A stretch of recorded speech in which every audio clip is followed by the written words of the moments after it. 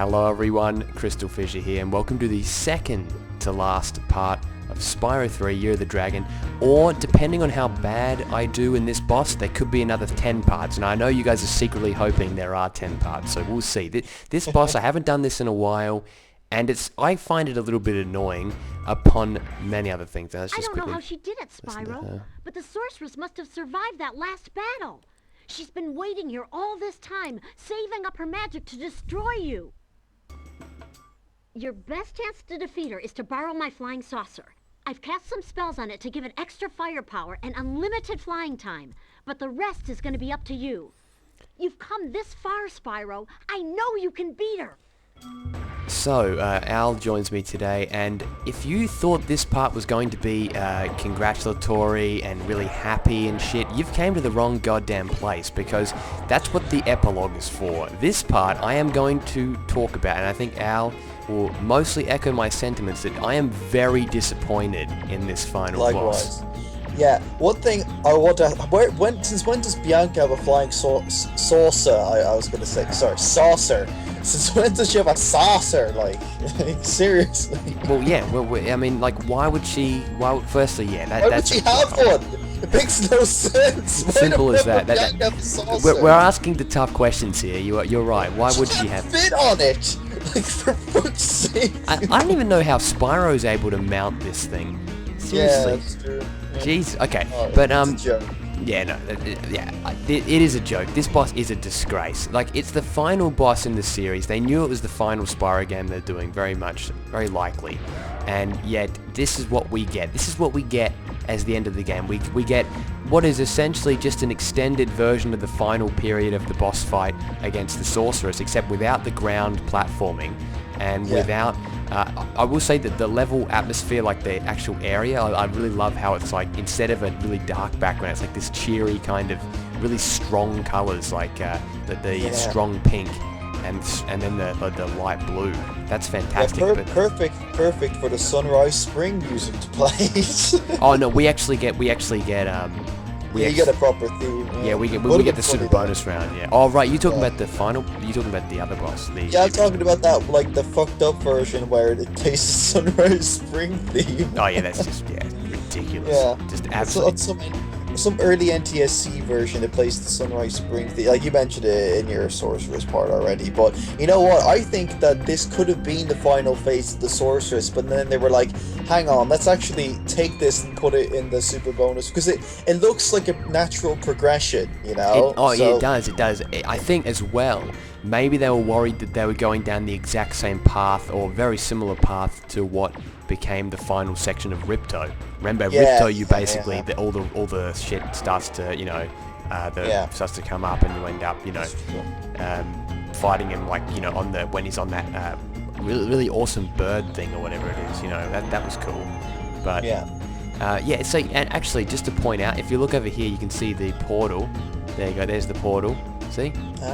See, this is just exactly an exact copy of the Sorceress boss. Like, the arena's the exact same. Yeah, it's the same arena. Sorry, It's fine. That's why I thought it was a natural progression, because it is the same arena except with lava all over the gaff. So, you would think. And look, there you go. And she makes a weird noise, doesn't she? Does she? Wait. Oh yeah, I can hear that. Yeah. Oh Jesus, that's a violent death. Okay, here's Yin Yang. And we're going to get the final cutscenes now. Here we go. The moment we've been waiting for. Toy talk. No talking. Oh.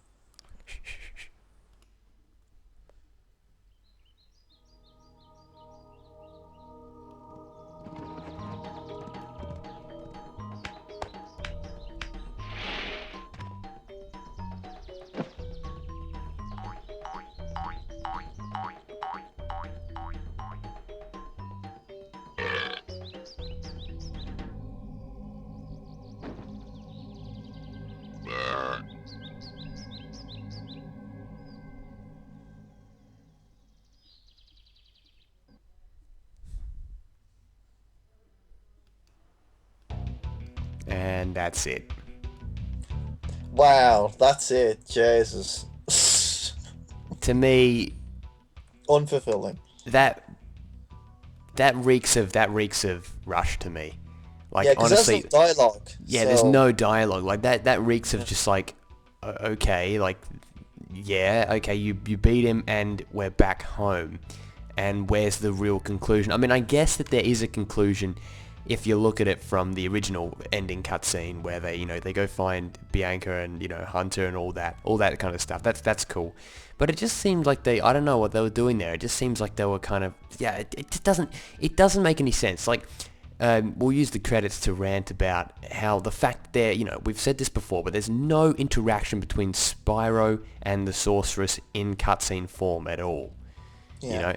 At all. Like, that wouldn't that be the perfect opportunity to actually have the voices, the two personalities, interact. I mean, what made Spyro 2 so great was how Spyro had that kind of dialogue back and forth with Ripto, and Ripto was, against all of them, and it was kind of like, right.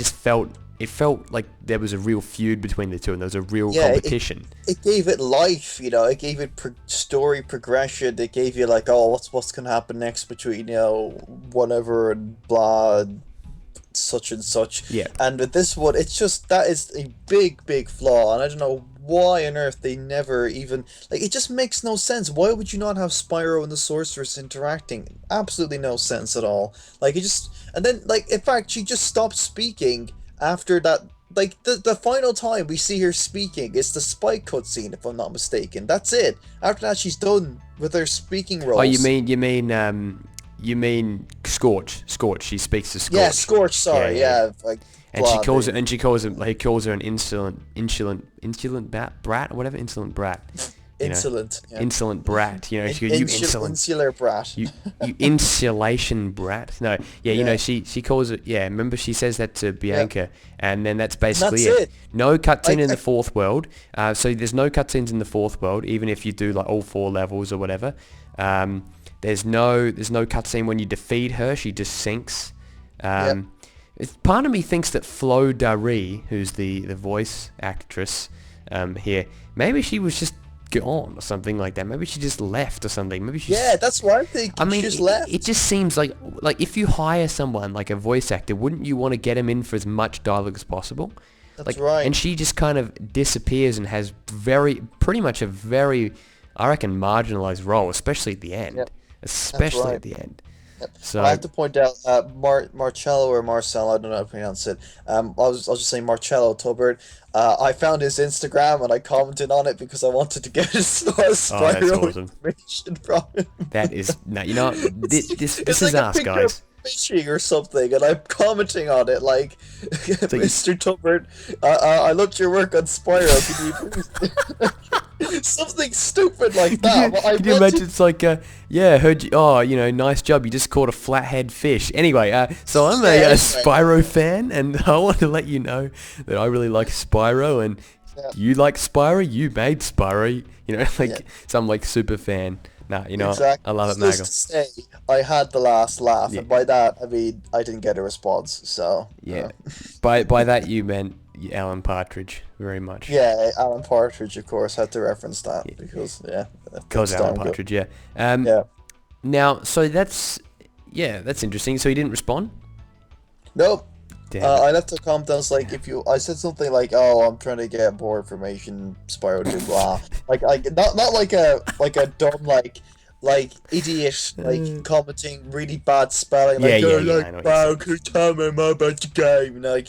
Not like that. Well, in a respectful way. And I left him my email, but oh well. Yeah. See.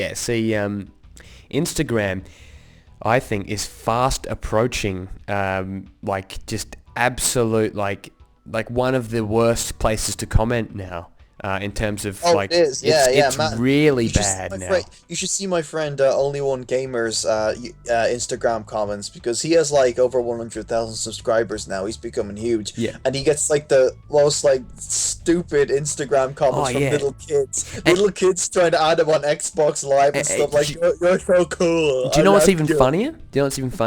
I'll tell you what I think is just laughable is that Instagram is actually like it's predominantly a mobile platform app, right? So it's there only recently was there actually a web version, right? Other than the few like other things that oh wait 1 sec, we just got this nice little goodbye thing here, which I always thought was cool. With the we have had 4 great, fun, sleepless years creating it. You can find it at InsomniacFairyGames.com. Ted Price, Fox Fairies. That's right. Randy. No, so yeah, to talk to you about Instagram, now I just want to quickly say that, so basically most people have mobile, and if you have a mobile, right, you're going to have autocorrect. So the fact that people still can't spell shit on Instagram is just hilarious. I think. Yeah, I think it's just like I just cannot comprehend like some of the idiot sort of retarded comments. I really shouldn't be using the word retarded, considering my dad works for a company that is all about helping people with disabilities. So I'll say mentally incapacitated morons. There we go. So, moron already applies. The history of the word moron is an interesting one, because that used to be I think a psychiatric term for like someone who had like a specific range of IQ, and so did imbecile and idiot and all of them, but then they just became insults because people started using them. So of course, there's a specific word for that when like a scientific term just becomes a derogatory term. Like it's in the same way that like saying I think a colored person or something became offensive as well. It's that's when liberals get too fancy with their shit. Just saying. So that's coming from someone who leans to the left but isn't by any stretch of the imagination liberal. So anyway, now that we've said that, I think we can I wanted to see where that was going. I was curious. It wasn't really going anywhere, but I'll just say maybe it's not a manifestation of that at all, but it does often appear I have heard about that, especially with certain derogatory terms which may not be appropriate to bring up in this video. Can you believe it? I mean, I say fucking cunt and all that shit all the time, but certain things we probably won't say. So, but now I was thinking, what was that? Sorry. Cunt is the worst one that you can say. Like. Yeah, it is pretty much. Yeah. But except it's completely desensitized in Australia now, as many of you know. It's really, I mean, I understand the outrage with it, but like in Australia, like it is practically used by broadcast journalists. Like it is just so not what it that in a way that word has almost became like what you're talking about in a way in the opposite effect, where it actually became used for like almost an endearing term. It's just completely flipped. It's gone from like the most vile word you could ever utter almost to like this almost friendly kind of like jargon. Do you know what I mean? Like it's not that's not just Australian English. Like you'll see it in I think Mexican Spanish with like they call each other cabron. Cabron means bastard, you know, like and they call each other, they say hey cabron, what's up? Like it's like hey, literally saying hey asshole. What's the crack? And it's funny. I can kind of vouch for that with like the way that people speak like on certain. I watched this show called The Bridge, and it's like set in Juarez, Mexico, and the border and all that, and they do that the same thing. Hello asshole. You can see it in the translation at the bottom. Right. There you go. So it's interesting. Maybe they are actually calling the guy an asshole, but they could. Probably mix it both. Let's take a look. Let's get a closer look. So I was thinking. What level this isn't the last part, I'm going to do the epilogue and the final part, just to stretch it out, and, Now, I was thinking, what level do you want to warp to? You want to warp? Crystal Islands. So you want to do the thing in Crystal Islands? Because I was saying we can warp to any level we want just by going through here. Alright, we already, like, Crystal Islands is pretty recent, maybe we should go to one that's not so recent, but no. Yeah. Maybe something like Frozen Altars, I don't know, or Charmed Ridge, I like those too. See, just quickly, look at this is more evidence, I reckon, of the look at that super bonus worlds, and there's one level.